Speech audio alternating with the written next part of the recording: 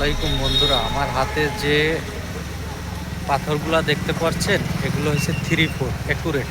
3-4 over আছে, down নেই।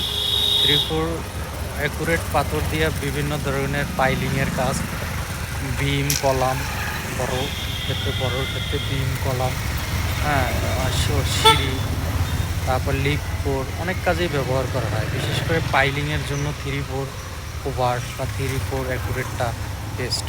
এটি স্থায়িত্ব বৃদ্ধি করে, অতি টেকসই এবং মজবুত। তাই আপনারা যারা স্থায়িত্ব বা মজবুতের দিকে, তারা পাইলিং, কলাম, বিম এর ক্ষেত্রে 3-4 সাইজের পাথরটা ব্যবহার করতে পারেন। এবং 3-4-এর ভিতরে বিভিন্ন কোয়ালিটির পাথর আছে। এটাও দেখতে পাচ্ছেন 3-4 অরিজিনাল বুতুবঙ্গা এলসি।